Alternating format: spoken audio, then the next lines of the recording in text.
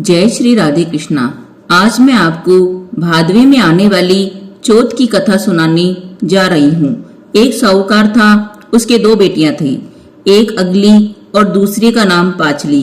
तीज का दिन आया और दोनों जनी ने नीम की पूजा करी। बड़ी बेटी बोली कि तीज माता मुझे पियर ससुराल में मीठी मीठी रखना। छोटी बेटी बोली मुझे खारी खारी रखना। ऐसे करते करते बहुत दिन निकल गए। एक दिन सब सहेलियां खेल रही थी तो वह बातों ही बातों में कहने लगी, मेरा ब्याह होवे तब अच्छा वर चाहिए। छोटी बेटी बोली कि मैं अपने बाप की लाडली हूँ, जिससे मेरे लिए अच्छा वर ढूंढेंगे।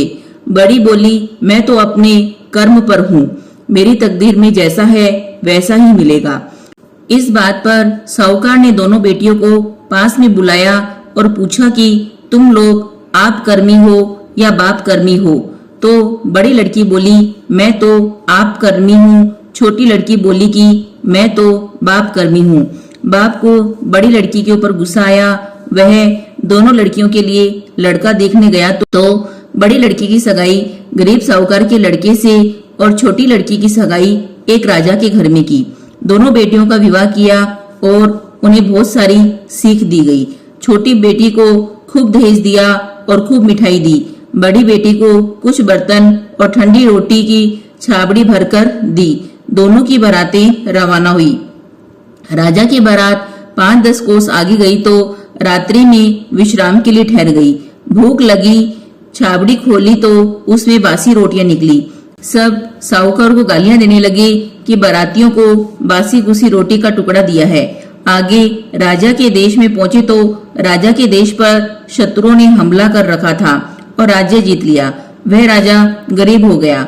बड़ी बेटी के ठंडी रोटियों का छाबड़ा मिठाई से भरपूर हो गया। टूटे फूटे बर्तन सोने चांदी के हो गए।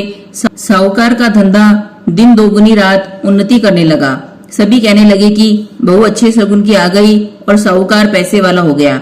घर लक्ष्मी से भर गया। घर में सब बहू से लाड प्यार करने लगे। थोड़े दिन बाद साहूकार बेटियों को लेने गया। पहले छोटी बेटी के घर गया। वहां पर कुएं पर विश्राम करने लगा। पानी भरती गांव की औरतें बोलने लगी कि राजा जी की बहू किस शगुन की आई है कि सारा राजपाट चौपट हो गया। साहूकार सुनते ही चिंता में पड़ गया। मन में सोचा कि मैं तो सब अच्छा देखकर बेटी की शादी की थी, फिर यह कैसे हो गया। वह ढूंढता हुआ बेटी जवाई के पास पहुंचा। सब कहने लगे कि आपकी लड़की को अभी की अभी लेकर जाओ, इसके आते ही हमारे घर का सत्यानाश हो गया। साहूकार बेटी को अपने घर लेकर आ गया। फिर दूसरी बेटी के घर गया। वहां कुएं पे बैठी औरतें पानी के लिए आई और आपस में बात करने लगी कि साहूकार की बहू ऐसे अच्छे शगुन की आई है कि खूब धन हो गया। बोलने में मीठी और सास ससुर की बहुत सेवा कर रही है। यह सुनते ही साहूकार की छाती भर आई। मन में सोचा कि मैंने इससे अच्छा नहीं दिया, लेकिन उसका कर्म उसके साथ था।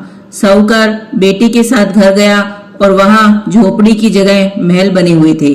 घर में गया तो साहूकार की मनुहार करने लगे। ब्याई जी करने लगे। तब साहूकार बोले कि घना दिन हुआ, सावन को महीनों आयो, बेटी ने हमारे साथ भेज दो। जब ब्याई जी बोलिया कि हम तो आपकी लड़की को नहीं भेजेंगे, यह तो हमारे घर की लक्ष्मी है। फिर बाप ने बेटी से पूछा कि बेटी यह सब कैसे हुआ? तो बेटी बोली कि पिताजी तो कर्म ऊपर वाले ने लिख दिए हैं, वे टलते नहीं हैं। मैं अपने कर्मों पर विश्वास करती हूँ। मैं नीमड़ी माता से रोज प्रार्थना करती हूँ कि हे नीमड़ी माता, मुझे ससुराल में मीठी मीठी रखना। इसलिए सब लोग मेरे साथ मीठे मीठे रहते हैं। आपको छोटी बेटी पर बहुत अभिमान था और खुद पर मैं करूँगा जैसा ही होवेगा, लेकिन कर्म तो आपके साथ है। फिर बाप अपने घर गया तो तीज माता आई, नीमड़ी डाली और सबने पूजा करी। तो छोटी बेटी बोली हे नीमड़ी माता, मुझे समझ नहीं थी, मेरी गलती क्षमा करो। मैंने आपसे खारी रहने का आशीर्वाद मांगा था, अब मुझे भी बड़ी बहन के जैसे मीठी मीठी रखो। तब माता उससे प्रसन्न हो गई और उसे भी मीठी मीठी ही रहने का आशीर्वाद दिया। नीमड़ी माता की कृपा से छोटी बेटी के वापस राजपाट हो गया और ससुर ने उसे वापस बुलाने भेजा। हे नीमड़ी माता, बड़ी बेटी पर प्रसन्न हुई, ऐसी सब पर प्रसन्न होना। इसलिए कहते हैं कि सबको अपने नसीब का मिलता है, घटते को पूरी करना, पूरी को मान रखना।